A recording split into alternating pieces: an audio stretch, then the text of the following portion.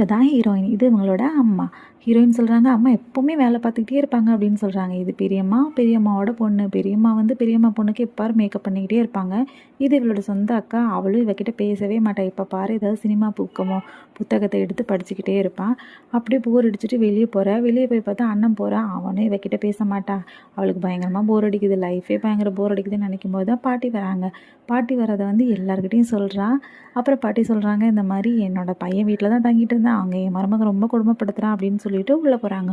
உள்ளே போயிட்டு ஜானகியோட அம்மா இவங்க அவங்கக்கிட்ட கேட்குறாங்க, எங்கே உன் புருஷன் வேலைக்கு போனானே அப்பப்போ வீட்டுக்கு வரானா இல்லையா, ரொம்ப மாதம் ஆயிடுச்சு போல இருக்கு, வந்து அங்கே யாராவது வச்சுட்டு இருக்கானா அப்படின்னு கேட்குறாங்க. ஒரு பொண்ணு கூட பழக்கம் இருக்குன்னு கேள்விப்பட்டேன், எதுக்கும் பார்த்து உஷாராக இருந்துக்கோமா அப்படின்னு சொல்கிறாங்க.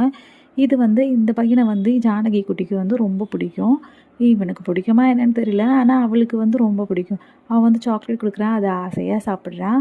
சாப்பிட்டுட்டு அப்படியே ரொம்ப ஆசையாக இருக்குது இவளுக்கும். இங்கே இந்த பக்கம் வந்து பார்த்தா இது இவளோட அண்ணன் வந்து ஒரு பொண்ணை லவ் பண்ணுறான். அதை 2 பேரும் பார்த்து பார்த்து சிரிச்சிட்டு இருக்காங்க. இவகிட்ட மாட்டிக்கிறாங்க. பாட்டி கூட என்ன பண்ணுறான்னா, வீட்டுக்கு பின்னாடி ஒரு காடு இருக்குது, அங்கே போய் சும்மா நடந்துட்டுருக்கா. பாட்டி ஏதோ செடியெல்லாம் தேடிட்டு இருக்காங்க.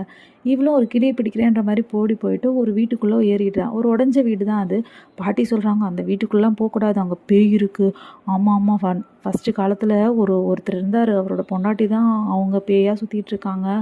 அவர் தான் அந்த பொண்டாட்டி வந்து தண்ணியில் முக்கி கொண்டுட்டாங்க. அவருக்கு நிறைய வேலைக்காரிங்க கூட சம்மந்தம்லாம் இருந்ததா. அதனால் அந்த பொண்ணு பிரச்சனை பண்ணிடுச்சு. அதனால் அந்த பொண்ணை வந்து தண்ணியில் முக்கி கொண்டுட்டாங்க, அவள் பேயாக சுற்றிட்டு இருக்கா அப்படின்னு சொல்கிறாங்க. நெக்ஸ்ட் டே வந்து இவள் கோவிலுக்கு போகும்போது இந்த பையன்கிட்ட சொல்கிறேன், இந்த மாதிரி அக்காலாம் எதுவுமே படிக்க ஹெல்ப்பே பண்ண மாட்டாங்க, நீ எனக்கு ஹெல்ப் பண்ணுறிய அப்படி கேட்கும்போது அந்த பையன் சொல்கிறான், நான் ஹெல்ப் பண்ணுறேன் அப்படின்னு சொல்கிறேன். பார்த்தா இந்த 2 பொண்ணுங்களும் பாட்டு கேட்டுட்டு டான்ஸ் ஆடிட்டு இருக்கு. இவளை பார்த்த உடனே போடி வெளியே போய் ஏதாவது உட்காந்து படிடி அப்படின்னு சொல்லி அனுப்புகிறாங்க. அவளுக்கா ரொம்ப போர் அடிக்குது. அடுத்த நாள் வந்து வீட்டுக்கு அந்த உடஞ்சி வீட்டு பக்கமாக போகும்போது அங்கே யாரோ கொஞ்சம் சவுண்டு கேட்குது. பார்த்தா இவளுக்கு பிடிச்ச அந்த பையனும் இவளோட அக்காவும் பெரியம்மா பொண்ணும் வந்துட்டு குஞ்சிக்கிட்டு இருக்காங்க. என்னதுன்னு சொல்லிட்டு அழுதுகிட்டே புலம்பிட்டு இப்படியே வந்துகிட்டே இருக்கா. இந்த வீட்டுக்கிட்ட வந்துட்டா, இந்த பேய் வீட்டுக்கிட்ட வந்துட்டு விழுந்துட்டா.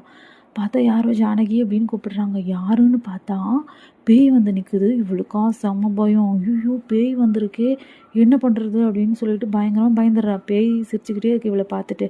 இல்லை நீ என்னை பார்த்து பயப்படாத, நான் ரொம்ப நல்லவ தான், உன்னோட ஃப்ரெண்டு தான் நான். என்னை பற்றி தப்பாக எல்லாரும் சொல்கிறாங்க. என் புருஷன் வந்து நிறைய வேலைக்காரிங்க கூட சம்மந்தம் இருக்குது அவருக்கு. அதனால தான் வந்துட்டு எனக்கு அவர் மேலே கோவம். இதுதான் என்னோடய வேலைக்காரி. இவளுக்கு ஏதாவது வெத்தலை வேணும், சுண்ணாம்பு வேணும்னா மட்டும்தான் வெளியே வருவாள். நான் யாரையும் எதுவும் பண்ண மாட்டேன், முக்கியமாக உன்னை நான் எதுவுமே பண்ண மாட்டேன், உனக்கு ஹெல்ப் தான் பண்ணுவேன் அப்படின்னு சொல்கிறான்.